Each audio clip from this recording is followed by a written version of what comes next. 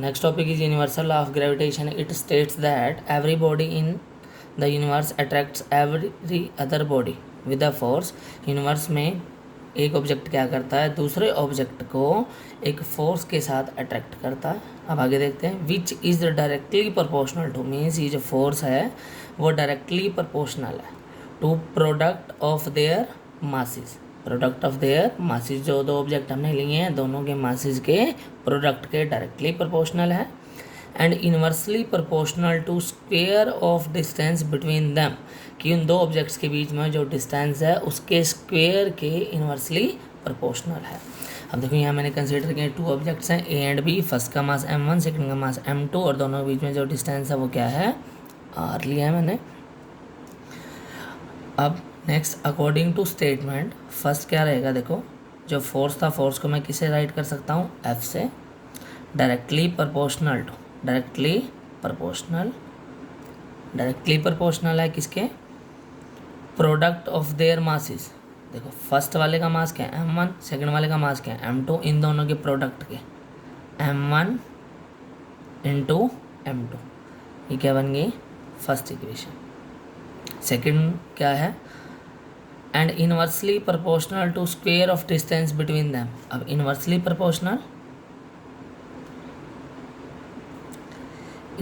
Proportional to square of distance between them. Square of distance between them, इन दोनों के बीच में डिस्टेंस हमने क्या लिया r, इसके स्क्वेयर के इक्वल.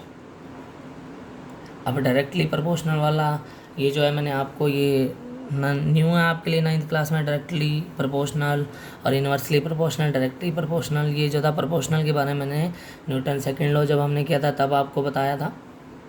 तो प्रोपोर्शनैलिटी का साइन ये बताता है कि फोर्स प्रोडक्ट ऑफ मास पे डिपेंड करता. इसी तरह से यहाँ इन्वर्सली का मतलब ये है कि देखो यहाँ अपॉन में आ जाएगा r स्क्वायर इन्वर्सली में. अगर r इंक्रीज होगा तो फोर्स क्या होगा, डिक्रीज.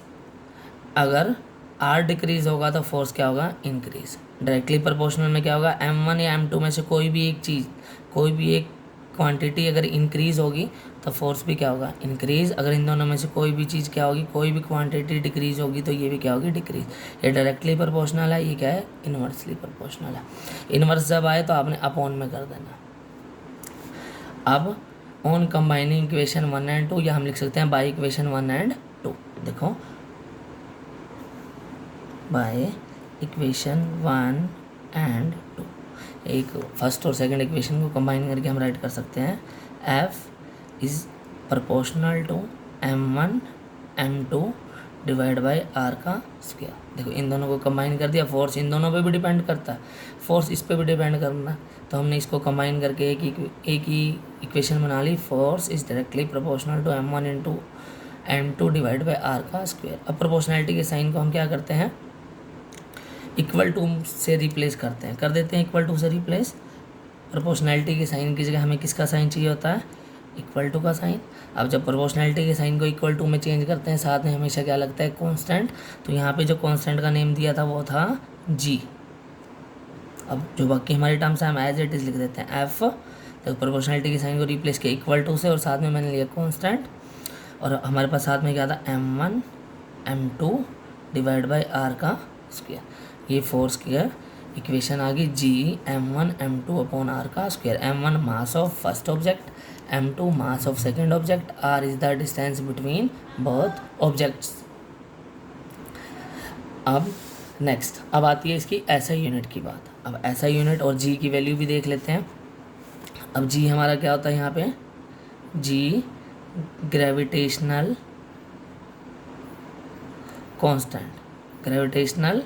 कांस्टेंट, और इसकी वैल्यू होती है 6.67 into 10⁻⁻11. 6.67 into 10⁻⁻11 newton metre square upon kilogram square. ये आपको लर्न करनी पड़ेगी. कैपिटल जी की वैल्यू या ग्रेविटेशनल कांस्टेंट की वैल्यू आती है 6.67 into 10⁻11 newton metre square upon kilogram square. अब क्या है, फोर्स की यूनिट आपको पता है न्यूटन होती है. अब देखो मुझे तो लर्न है जी की जो ऐसा यूनिट होती है वो क्या होती है, न्यूटन मीटर स्क्वायर पर किलोग्राम स्क्वायर।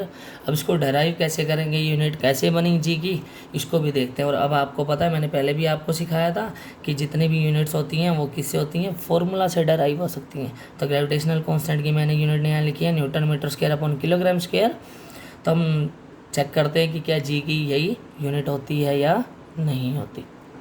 और जो ये न्यूमेरिकल वैल्यू है 6.67 इंटू 10⁻⁻11, ये आपको लर्न करनी पड़ेगी।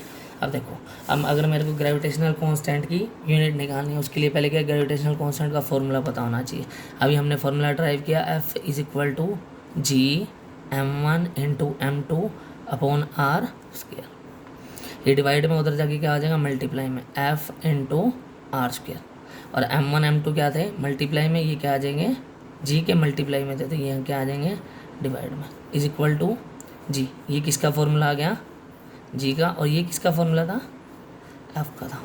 तो जी का फॉर्मूला, हमने इसकी ऐसे यूनिट निकालनी थी, चेक करते हैं। देखो ऐसे यूनिट है, अभी बताया फॉर्मूला से डेराइव होती है। तो देखते हैं जी के फॉर्मूला में क्या क्या प्रेजेंट है। एफ की ऐसे यूनिट क्या होती है, न्यूटन, मल्टीप्लाई, तो डॉट से भी लिख सकते हैं, क्रॉस भी लगा दो, आर स्क्वायर। अब आर क्या था, डिस्टेंस, डिस्टेंस की यूनिट मीटर, ऐसा यूनिट मीटर। तो आर का स्क्वायर है, मीन्स डिस्टेंस का स्क्वायर है, तो यूनिट का भी स्क्वायर करना पड़ेगा, मीटर स्क्वायर अपॉन m1। ऐसा यूनिट ऑफ मास क्या होती है, किलोग्राम। अब सेकंड ऑब्जेक्ट है, उसका भी तो मास ही लिया हमने, इसकी भी यूनिट क्या होगी, किलोग्राम। तो मैं इसको क्या राइट कर सकता हूँ, newton metre square upon kilogram square. ये क्या है हमारी, ऐसा यूनिट है ग्रेविटेशनल कांस्टेंट की। नेक्स्ट ऐसी यूनिट होगी, वैल्यू ऑफ जी भी होगी है। एक नेक्स्ट टॉपिक है gravitational force between objects of small size and big size. क्या बोलता है, suppose two balls of 1 kilogram each are placed with their centres 1 metre apart. 2 balls हैं, दोनों का मास कितना है, 1 किलोग्राम, और उनके बीच में डिस्टेंस कितना है, या एक दूसरे से कितनी दूरी पर रखे गए, 1 metre. Then they attract each other with force given by, और वो अट्रैक्ट करेंगे, फॉर्मूला क्या लगेगा आपका, F is equal to G m1 m2 upon R square. आपने क्या करना है, यहाँ पे m1 की वैल्यू 1 पुट करनी है, m2 की भी वैल्यू 1 पुट करनी है, r की भी वैल्यू क्या पुट करेंगे, 1।